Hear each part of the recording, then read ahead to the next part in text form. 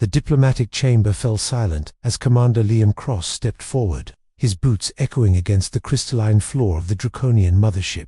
Around him, 17 different species representatives took several steps back, their various forms of eyes widening in collective horror. "Human, stop," Ambassador Zixter hissed, his serpentine body coiling defensively. "That is a draconian hatchling. To touch one uninvited is to invite death, not just for you, but potentially for your entire species." Liam barely heard him. His attention was fixed on the small creature huddled in the corner of the observation chamber, its scales shimmering between silver and gold. The baby dragon was no larger than a house cat, its wings folded against its trembling body. Through the transparent barrier, Liam could see the gash across its side, the way it struggled to breathe.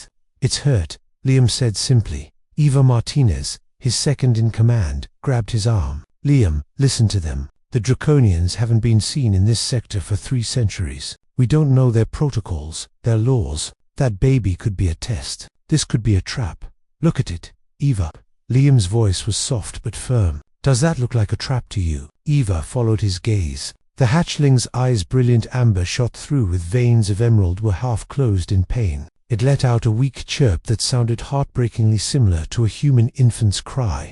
"The Draconians are a warrior race," interjected Ambassador Krell, his 4 arms gesticulating frantically. "They value strength above all. A wounded hatchling is considered weak, unworthy. They've left it here to die. If you interfere, then they'll what?" Liam interrupted, already moving toward the barrier controls. "Kill me, kill us, maybe, but I'm not going to stand here and watch a baby die because I'm too afraid of the consequences. This is madness." Zixter's voice rose to a shriek. "Humans, always so reckless, so emotional. You've only been in the Galactic Council for 40 years. You don't understand the ancient laws." Liam's hand hovered over the barrier control. He looked back at Eva. In her eyes, he saw fear but also something else. Understanding, perhaps, or maybe just resignation to the fact that she'd known him long enough to predict exactly this kind of insanity. She sighed. "If we're doing this, we're doing it right. I'll prep the medical bay. You're both insane."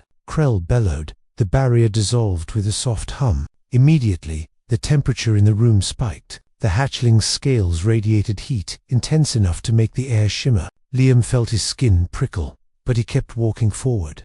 "Liam," Eva called from the doorway, her voice tight. "Your suit readings, the heat signature is climbing. At this rate, you'll have 2nd-degree burns in 30 seconds. Then I better be quick." He knelt beside the hatchling. Up close, he could see the wound more clearly. Something had torn through the scales, exposing the vulnerable flesh beneath. The baby dragon's breathing was shallow, labored. Its eyes cracked open, focusing on Liam with a mixture of fear and something that looked almost like hope.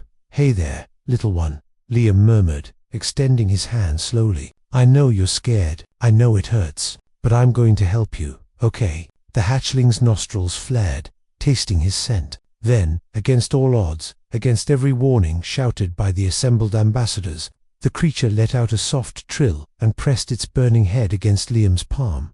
Pain exploded through his hand. Liam gritted his teeth, feeling his skin blister, but he didn't pull away. Instead, he scooped the hatchling up, cradling it against his chest. The heat was excruciating, but the tiny dragon curled into him, its trembling beginning to ease. Medical bay. Now. Eva was already running. Liam sprinted after her, ignoring the screams of protest from the diplomatic chamber. Behind them, alarms began to wail, whether from the station's sensors detecting the heat anomaly or from something else. He didn't know and didn't care. The medical bay's doors hissed open. Eva had already prepared the emergency quarantine chamber, its atmospheric controls modified for extreme temperature regulation. Liam gently placed the hatchling inside, his hands now covered in angry red burns. "Initiating xenobiology protocols," Eva announced, her fingers flying over the controls. "I'm reading massive tissue damage, possible infection. And wait," she looked up, her eyes wide. "Liam, it's producing some kind of bonding pheromone, directed specifically at you. What does that mean?" Before Eva could answer, the entire station shuddered. Through the viewport, a massive ship decloaked easily, 5 times the size of their diplomatic station. Its hull was obsidian black, covered in scales that seemed to breathe with inner fire. "Oh hell," Eva whispered. "That's a draconian wallbreaker." The communication array crackled to life. A voice like grinding tectonic plates filled the medical bay. "Humans, you have touched our abandoned. You have claimed what we discarded. This is unprecedented." Liam stood straight, despite his pain, moving to stand between the communication array and the quarantine chamber. The baby was hurt. I wasn't going to leave it to die. Silence stretched for several heartbeats. Then, the hatchling was defective, born with weak fire. We left it as is our law. Why would you save weakness? Because it's not weak, Liam said firmly. It's just hurt, and no child of any species deserves to be abandoned.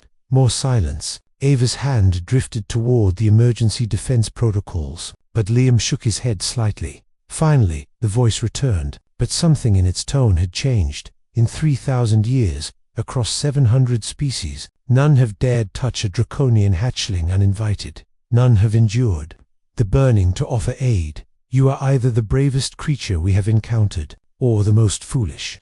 Probably both. Eva muttered under her breath. The hatchling has chosen you. Human Liam, it has marked you with its first bond. This has not occurred with a non-draconian in living memory.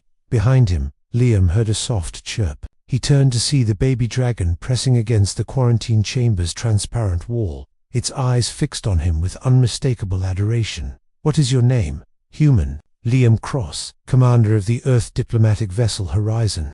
"Liam Cross, you have claimed our abandoned as your own, by ancient law. This makes you responsible for its life. Do you accept this burden?" Liam looked at the hatchling, at its healing wound, at the trust shining in its ancient young eyes. He thought about the warnings, the threats, the very real possibility that he'd just started an interstellar incident. Then he smiled. "Yes, I accept. Then you are now Drakenbound. Hatchling is yours until IT reaches maturity.